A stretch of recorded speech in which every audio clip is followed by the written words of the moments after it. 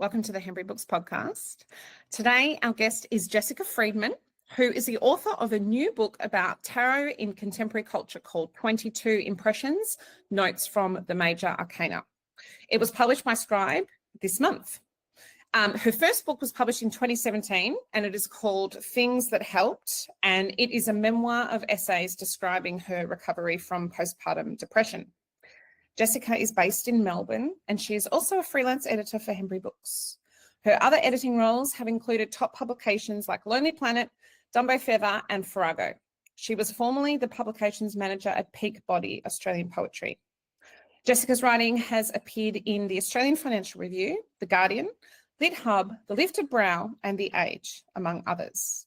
Thanks for coming on the podcast, Jessica. Great to have you and congratulations on the publication of your book this week. Thank you so much and congratulations on 1 year of Hembury Books today. Yeah. It's a big week, I guess, for both of us.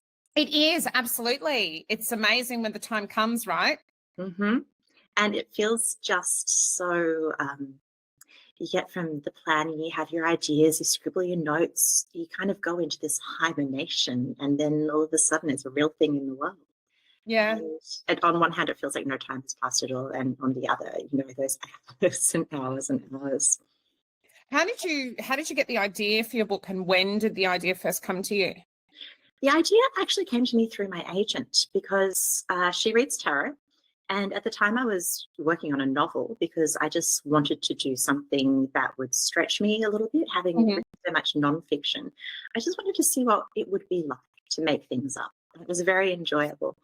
But that was going into the pandemic. And of course, with the crisis of everything shutting down, I'm not sure if you are aware the extent to which that affected the publishing industry. I'm sure that you were across it. But for listeners, in what way? Well, we had on every front, bookshops closed, orders couldn't be fulfilled because there was no shipping. The cost of petrol went up. The cost of paper went up because there was no paper production.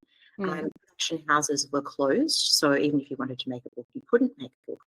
And this incredible backlog started to form. So when publishing houses reopened, what they really needed to do was lead with their best sellers.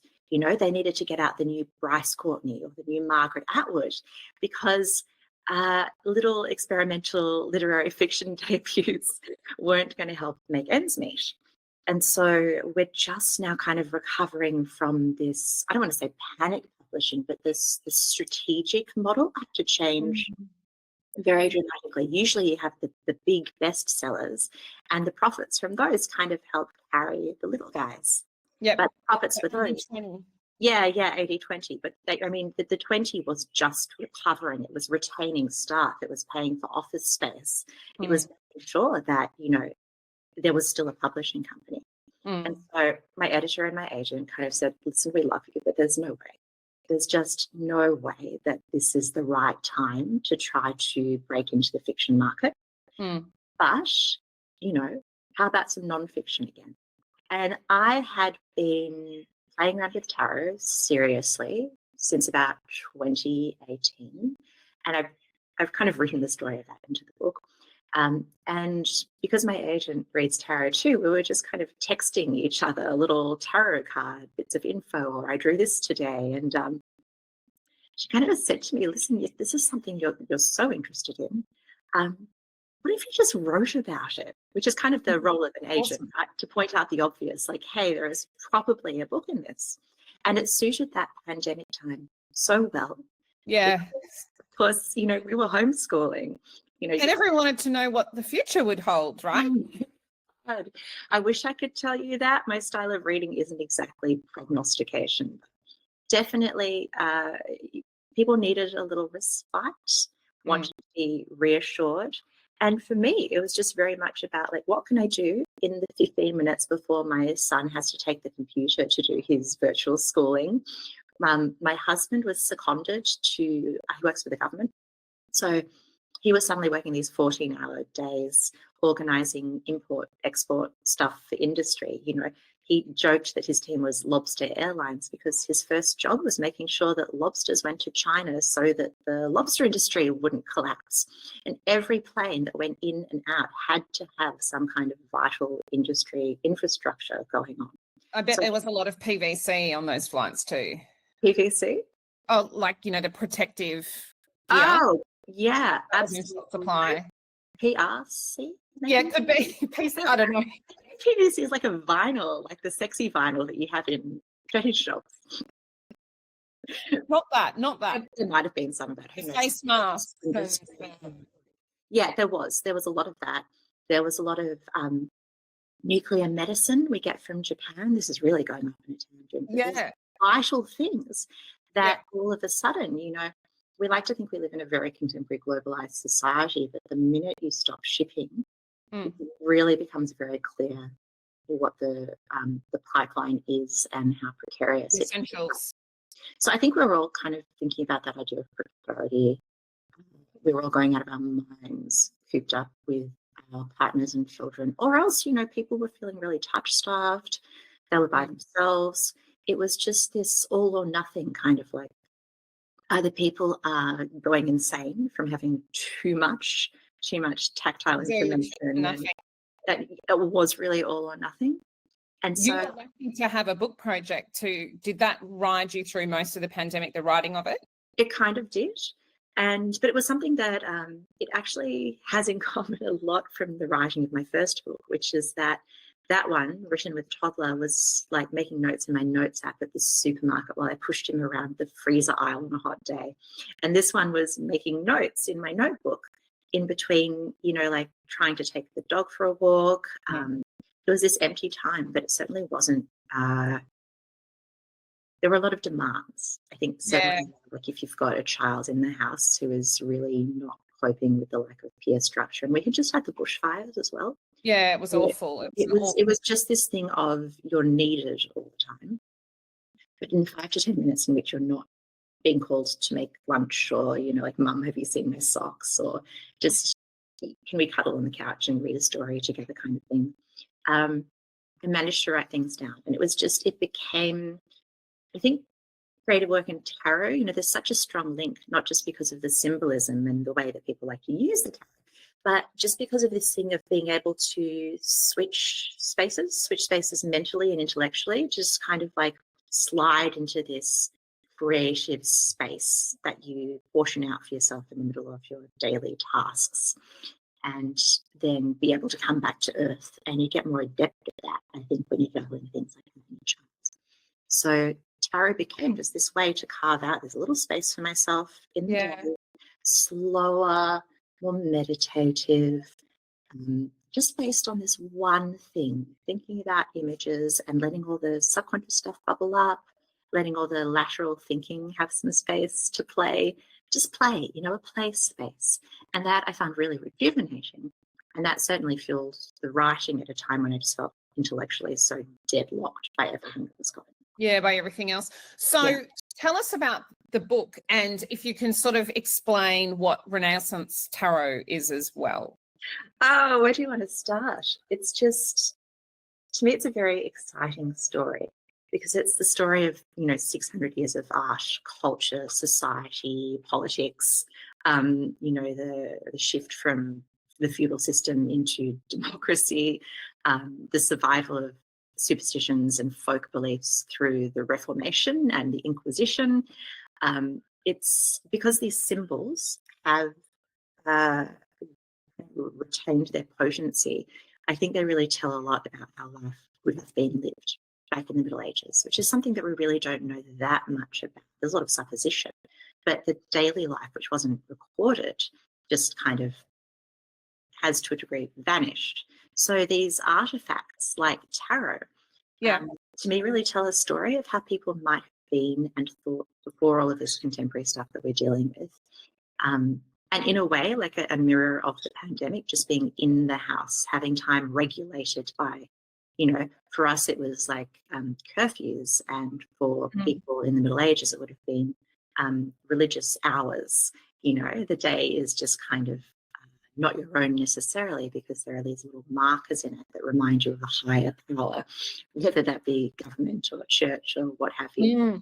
Um, so the tarot began, no one is entirely sure. The first really well-known set of cards, the Visconti Sforza cards, are incredibly beautiful. I wish that I had prepared a slideshow for you, but this is a podcast, so that would not have been so helpful to the listeners.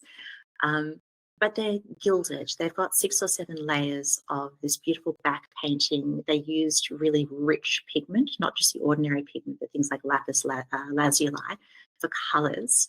They were painted, people have thought, from the workshop of Bonifacio Bembo, but now we're not entirely sure. But it was an art project. The tarocchi, the game, was well known enough that this noble family could commission a series, not even as playing cards, but just to have as a demonstration of its cultural power. So I know, so the supposition is everyone knew what these cards were, but we don't have a set from before this really beautiful art piece, presumably because they were just made of cardboard and they have disintegrated or lost to time. One of the very oldest cards was found in people say a cistern, and I think that's like a well or water system. When a castle was being renovated, 200 years ago, people just dug down and found a couple of cards stuck to the side of this water system. So there are certainly things that pop up from time to time. And that was in about 1443. So really, we're getting on for a very long time ago. And that was the Italian nobility. And then, of course, after the French Wars, the French-Italian Wars in the 1490s, production shifted to France. And that's why we call the Tarot de Marseille, the Tarot of Marseille, because that became the centre for print production. But what it really did was codify the Italian-style tarots, which is essentially fortune telling. Well, no, they're used for divination now, but it actually began as a 22-card suit to the ordinary playing deck. I'll show you some of my beautiful cards if you like. Not too much, but this is a replica made by a company called, an artist actually, Florent, but very different to contemporary cards. This is the Tarot de Marseille Jean Dodal 1701. If you start looking and researching, we're so lucky because all of these artists have started making interpretations of historical texts. But they use a kind of progression. I don't know if you know Petrarch's poem I Trionfi, but it's all about a progression of triumphs, the Roman triumph progression. And so the tarot kind of starts with these very modest figures, the fool, the magician, who's a battleur, like a street musician. In the Tarot de Marseille, there's a popess. The high priestess was kind of rewritten in the early 20th century, but there's a popess and a pope rather than the high priestess and a hierophant. They're figures that any ordinary Italian would have been familiar with, from church allegories, from church windows, from broadsides. There wasn't that much of a print culture before the printing press, so everything was about visual literacy. And what happened was playing cards had existed already for about 100 years in Italy. They came over from the Mamluk Empire, probably via Venice or possibly via Spain, and playing cards have their history in China. So very ancient. Oh, amazing. Yeah. And so what happened was people were playing these ordinary games with just a deck of cards, and then somebody unknown to history developed this 22-card extra suit. So it was a 5th suit for bidding, like in bridge. So you could incorporate all of these figures with different values, which is why we believe they're numbered. Otherwise, it makes no sense if it's just for fortune telling that there would be numbers associated with these images, right? Because what you're doing is just pulling out this visual information. And people get really into numerology, but when you think about it, there's no need if that's all that it's for. So the numbers help keep score of who has how many points in the game. And this game was called Trionfi, the Triumph, and then it became known as Taroki or Tafakino. And then from there, the tarot moved to France, Tareaux. Yes. In English, it became tarot. Possibly people were using it for divination back then in the same way that a lot of people had a Santini card, just an image of saints. And, you can still get those at any church, this little card that has a picture of a saint on it. And the tarot cards were kind of the same dimensions and used the same technology. So printers would have been able to make the two side by side. They're already set up for this small image with some text. Because I was wondering, as you were talking, whether there was any competition or threat seen to Catholicism. Sometimes things can be seen as, sorcery or something. Absolutely. That there was a real crackdown, but before that, I guess there was this protection from the fact that things like, the female pope, the popess, or the fool, there was a grotesquerie that was really associated with the carnival. Think of the Venice Carnival. This one day, this kind of Lenten festival of everything turning upside down, it's approved by the church that you have these figures where the poor become rich. There's masquerade, people kind of dress up in all these transgressive costumes. And so that was kind of okay. It was within a tradition. The poor become rich for a day, is that right? Exactly. And, high figures dress up in all these, crazy costumes, or they pretend to be beggars. Like, even in Jane Eyre, do you remember Mr. Rochester dresses up as a fortune teller? And there was just this real kind of let's slum for a day kind of. Wow.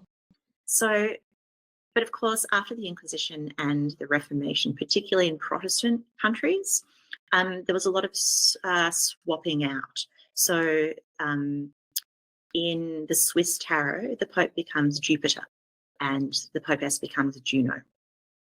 So we still have this link to mythology, but the idea of the Catholic hierarchy is erased. And obviously when Protestantism was starting to gather steam, the church said, well, we can't be the superstitious, guys. We can't say that we're going to continue to sanction all this magic, because priests did. People performed local rites and they also performed Catholic rites, and they, for a very long time, just sat side by side. The local harvest festivals and some pagan festivals and stuff. Although, I'm not crazy about the word pagan, because it's so kind of from a tradition of this is the obsolete stuff that we had before Catholicism. Oh, interesting. I didn't know that. Well, maybe this is my slant on it. But certainly, to my mind, it's kind of in there with heathen, like the pagan. Oh, yeah, it takes on a derogatory kind of tone. This kind of, well, that's what they do kind of things. Whereas I really think that folk religions and folk superstitions have such deep connections to time and place. Mm-hmm. Think about it. They are Europe's indigenous traditions before the church imposed its own set of values and started cracking down with the same kind of colonizing logic to wipe out all of this diversity. Any threat, supreme power, to their own power. So your book is a historical book. It is not an examination of tarot today, and I just kind of is. It traces the history. So I do talk about the shift to divination that happened in the occultist movement in France and then England. I talk about how it was brought into the Golden Dawn, the Victorian era magical societies, and how people started creating their own decks and starting to make all these crazy claims, like this is the Egyptian Book of Wisdom and it's been encoded in images because it's too powerful to write down in words, or it's Kabbalah, or it's from the mystical East, and making all of these really exotic claims for what it was. And of course, in this story, only insiders have knowledge. It isn't something that anyone can play in a tavern. It's something that you have to be initiated into. So, because what I wondered was whether you see today's kind of tarot in popular culture as a corruption for commercial ends, or Listen, I don't know that I would say corruption. I certainly distortion. don't like a lot of contemporary tarot. I You know, I suspect went through that. the New Age stuff, which I think was also really culturally carnivorous. And today I've called it recuperative tarot. There's a lot of people who want to go back to what they believe is kind of the classical tarot, which is, in a lot of people's minds, the Rider-Waite-Smith deck. It's the one that I've just got a single card here because my son really likes it. They look like this. I'm holding up just a picture from for podcast listeners. But it's, you know, that kind of beautiful Art Nouveau illustrative style, lots of pale blues and yellows. And there's a real distinction in that the original tarots only had the 22 cards and the court cards, you know, the queens and kings and knights illustrated.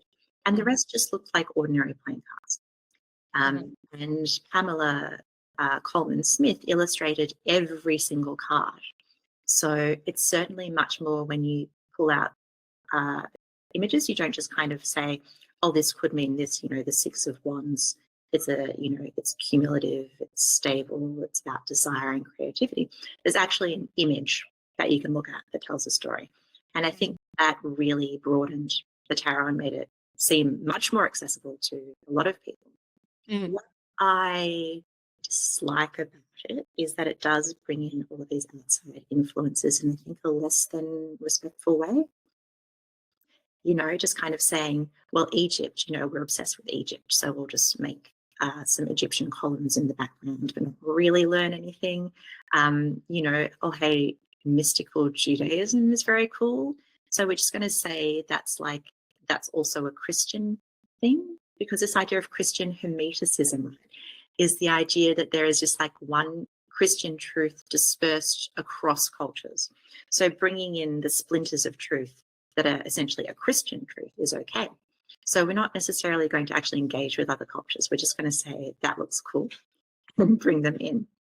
And so people now, obviously there are very live conversations about things like race, you know, it leaves people out. It's a European tradition, and obviously, you know, 15th century Italy wasn't monocultural. You had the Moors living there, you had an Islamic population, a Jewish population, but allegorical figures have almost always been drawn as white bodies.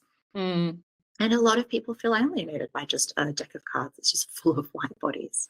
Yep. And so they are going back to these Pamela Coleman Smith cards and saying, what if we reworked them?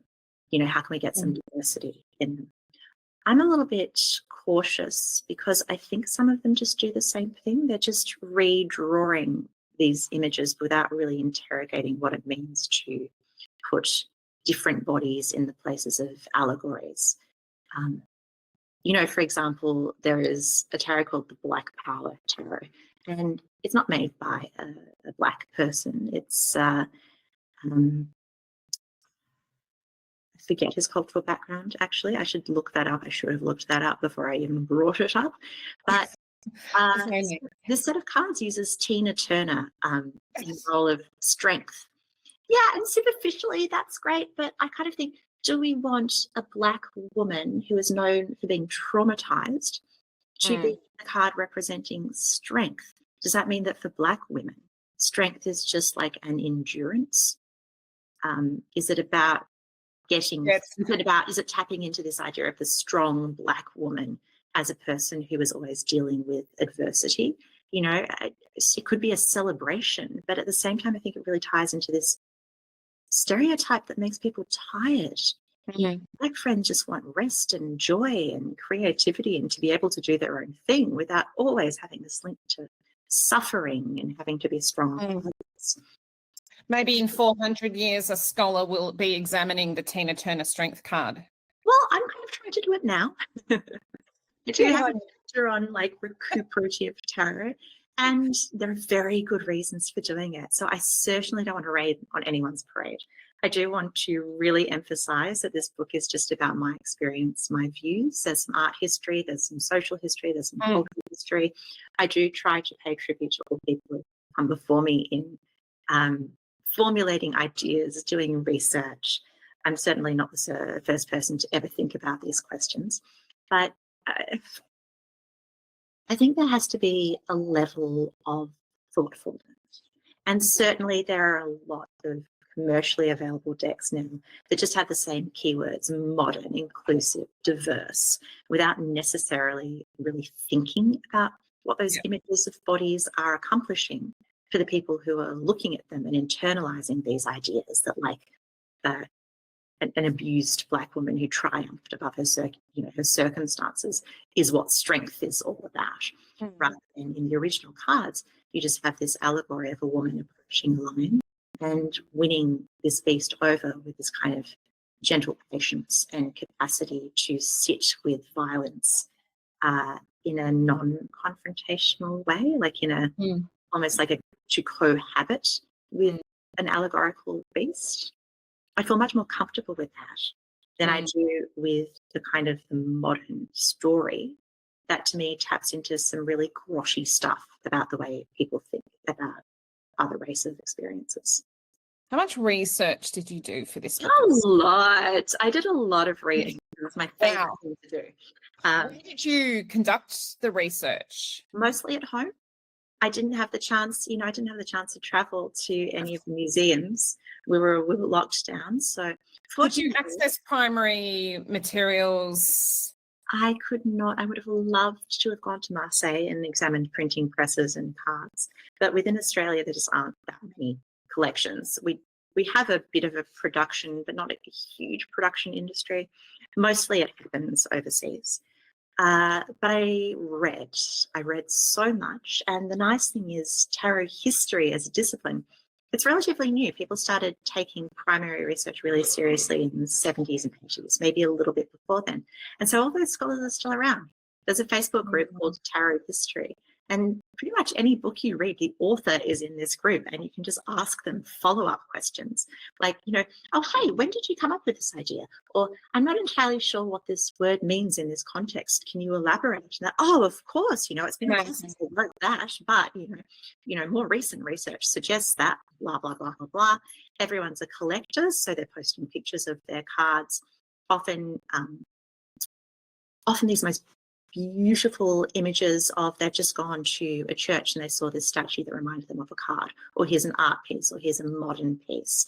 And looking at what I really love is going beyond the cards themselves to that, what was in culture that can, reflect where these symbols came from. And there are so many overlaps with painting, with sculpture, with stories, with allegories, but with literature and with songs and with church, not, what are they called? I'm really going blank here. The mystery plays, the kind of call and response stories that told allegories and parables in song. And I find it very exciting because it's such a lively amateur community, and it's very generous. People that's so share nice. all this information. There's virtually no gatekeeping. And because tarot is such an open practice, anyone who's got a set of cards can formulate thoughts about it. You've got complete beginners being shepherded through, and then people with 50 years primary research experience kind of saying, well, that's a good point. I haven't thought about it that way before. That's so great. It was just, it was so lovely to tap into a community like that. Yeah, you found your people. That's passionate, knowledgeable people. I just want to ask about your journey to publication, because from the sounds of it, you got a book deal from text messaging your agent who suggested the book, which is like,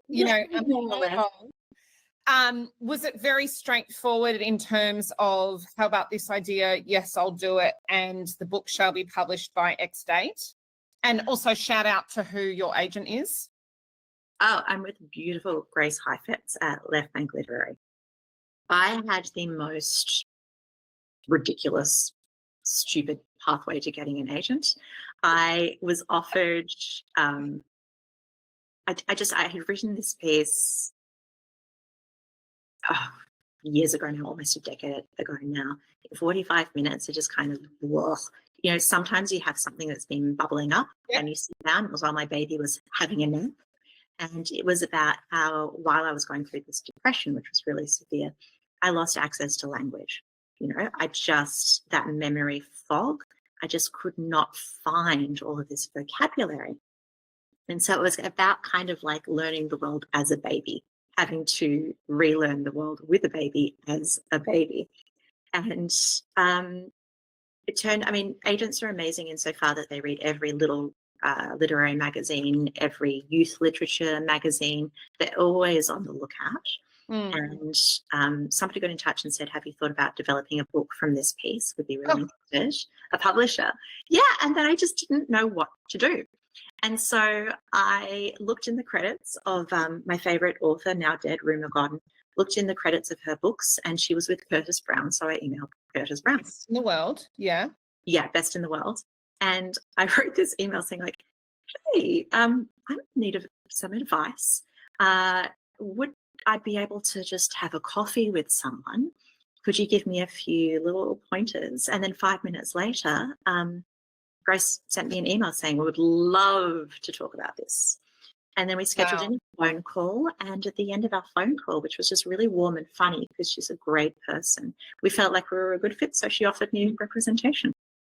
Oh, wow. Get out of town. That's amazing. I know. It's just like that, like transgressing every known approach. You know, you're supposed to write this beautiful letter and tell about what you're wonderful.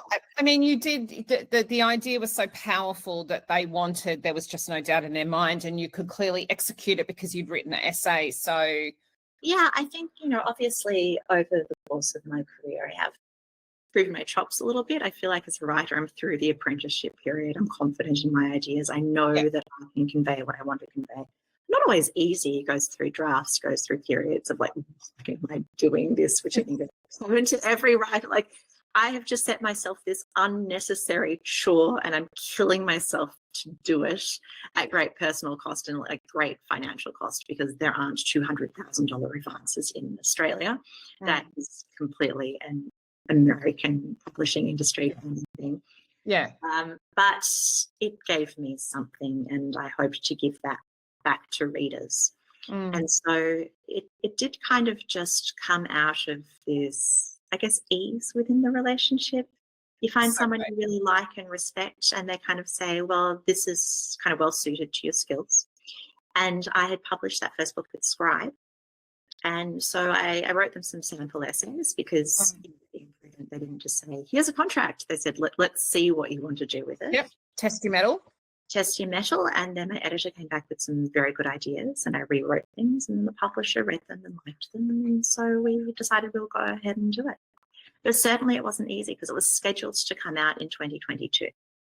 And then everything happened. Stopped. The world stopped. Yeah. Well, it stopped, but like also my editor got COVID. And, you know, then we actually had a changed editors halfway because That's tough.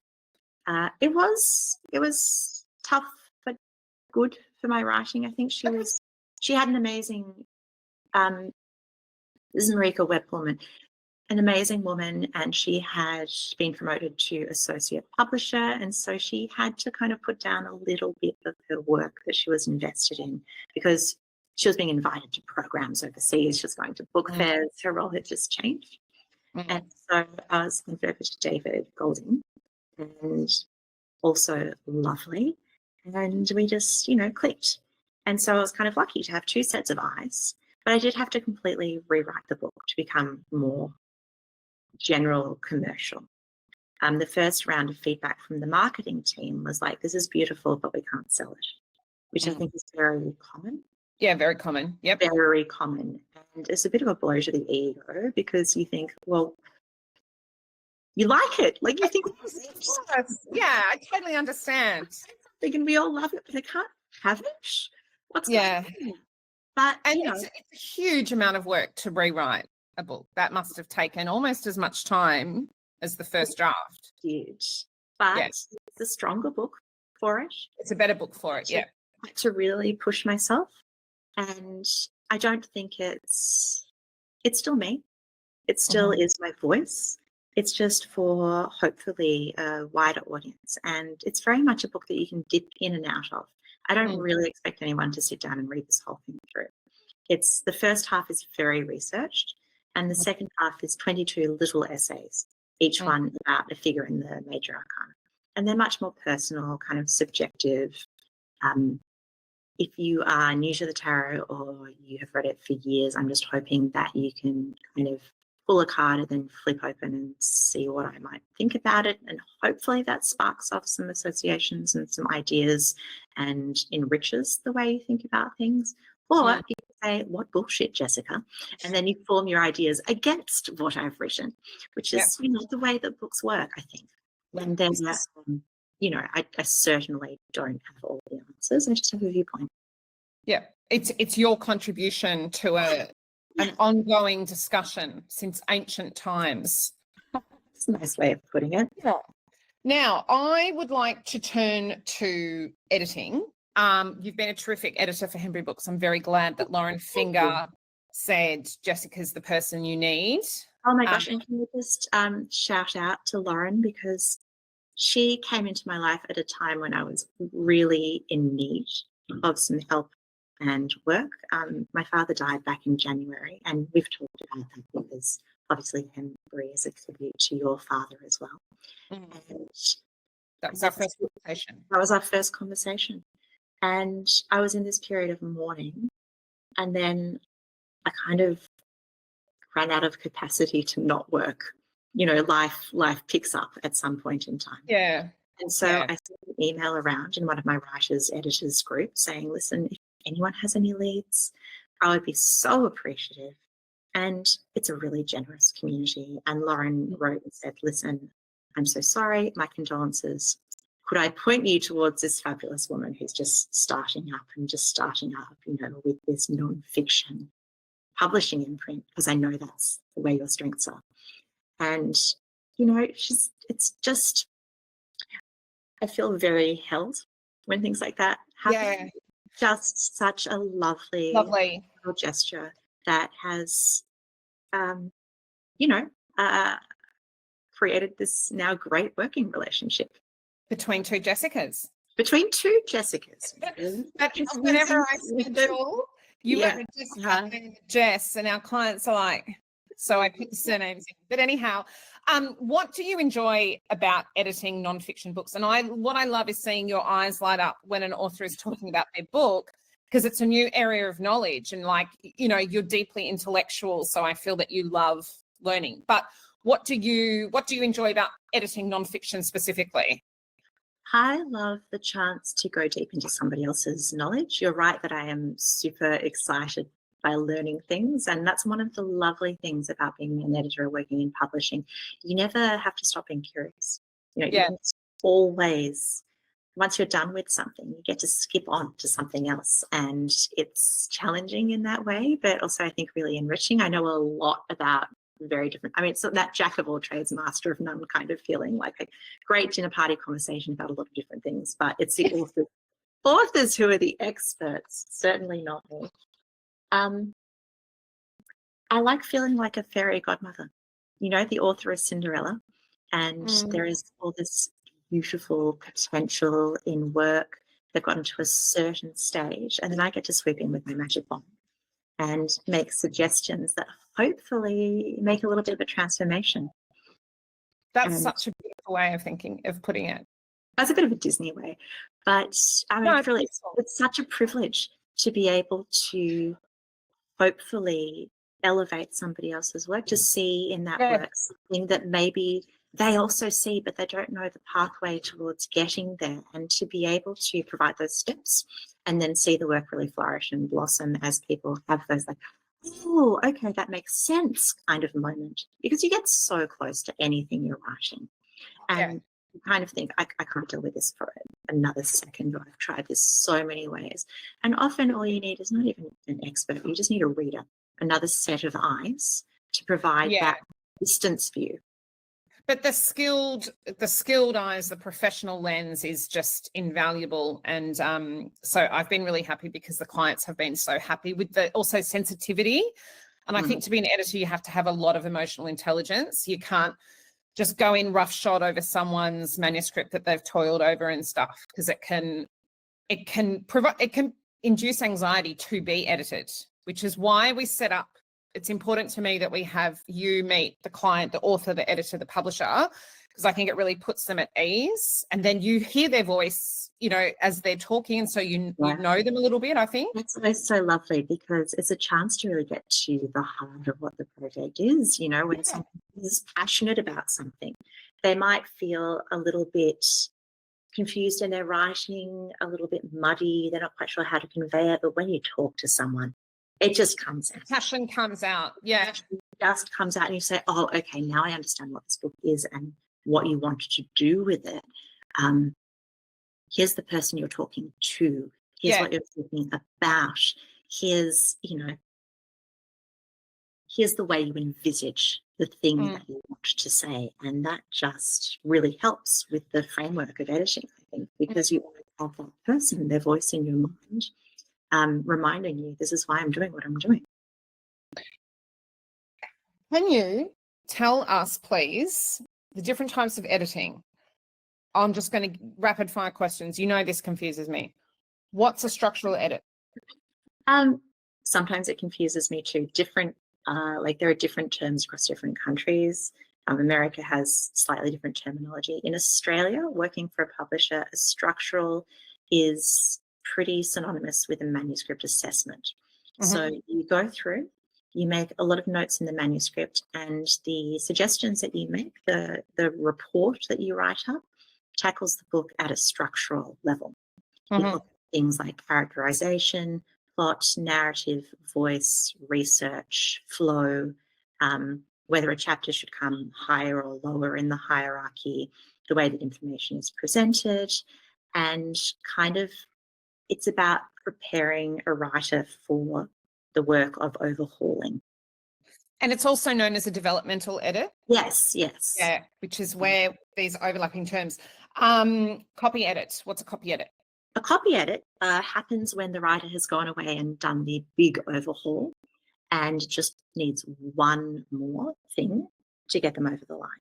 And there can be quite a lot of structural suggestions within that. If you look at the book and go, okay, I think we just need a bit more development between these two characters, or within nonfiction, you know, we need to bring in this voice a little bit more, or could you back up this claim with a bit of research? Or I just think if you bring in, you know, could you bring it full circle? Could you take what you have in the beginning and just elaborate a bit and really tie everything together? There is that. It's also what Americans call a line edit. So it's looking at the language that's used, kind of going through the grammar, phrasing, repetition, tightening up paragraphs, looking at long rambling sentences and putting some clauses in them or breaking them up. Likewise, very short sentences that are perhaps a bit too staccato. It's about making things as easy as possible for the reader, because you don't want ever to be a point where they disengage. Never, ever. Never ever. So it's about that, like, how can we polish this up so that it's still your voice, but we're ensuring that somebody sits up and reads it till 2 o'clock in the morning because they can't let go. Okay, and a proof edit. Proof edit is a proofread by another name, and you're just going through and looking for mechanical things like, you know, it's usually done after a book has been typeset. I know it's slightly different in the way that you do it. Yeah. But apostrophes in the wrong place, capital letters. There's my husband just walking behind me on the screen. It's the last thing.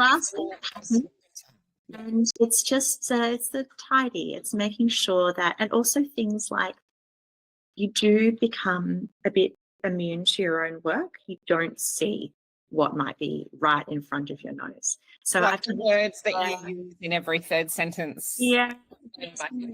Even bigger things. I've done some fiction edits where a character's name changes halfway through the book. Oh, really? Well, yeah, because, you know, they've gone through their various versions and kind of stitched things together for a better flow. but they think of the character as both Gary and Simon because they've been sitting with this character for so long. Yeah. Or, you know, just a sentence that is clearly missing a key word, or you've copied over a quote, but you haven't copied it entirely precisely because the way you remember that quote is just a little bit different from the way that it is actually written. So it's for accuracy as much as anything else.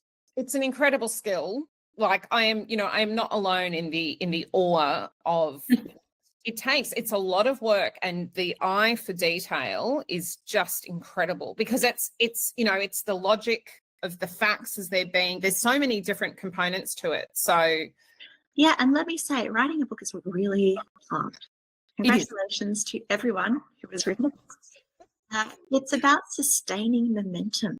You know, you can have all the skills at your disposal. You can have all of the information at your disposal as, you know, as brilliant as any writer is individually. It still is about inhabiting this space that you have to maintain. And over the course of a year or 2 years, you know, your energy can flag and your ideas can change, but you still have to be consistent. Yeah. That coming back again and again and again, but keeping it consistent is a huge intellectual and I think emotional burden as well. So this is where the editing process comes in, I think, to help just pick up some of that burden. Amazing. Well, thank you so much for your time and for working with our authors. Oh, well, thank you. Where can people learn more about you, and could we just see your beautiful book? I just love the cover. Okay, sorry to podcast listeners because here is the cover. Cannot see this beautiful cover. You'll have to visit Jessica Friedmann online.com. Yes, I've been very lucky to work with Alison Colboyce, did the cover, and she is brilliant. But I'm actually the illustration on the front comes from a ceramic design that my friend Elke Kramer made, and we kind of collaborated on that to see if it would be possible to make a 3-dimensional tarot card, and it worked beautifully. It didn't quite work out on a 2-dimensional book cover, but it's, you know, that capacity to play comes in so many different versions. So you had some leeway to design the cover yourself. I certainly wouldn't say I did, but yes, you know, I'm lucky. Within a smaller company, you presented with options, and there is with lots of feedback. It's really I don't want to say like family style, but it's like a family-run restaurant. It's everyone is kind of working together. The departments all work together, and everyone knows everyone's name. And you do with Scribe. I feel like I've been really welcomed into the fold, which is just very nice. Yeah, terrific. Thank you so much, Jessica. Well, thanks for having me. It's been really nice to have like a longer chat. Often when we talk, we're both running off to do something else. So it's been nice spending time with you. It has. Thank you, Jessica. Okay. Well, I'll see you around, Jess.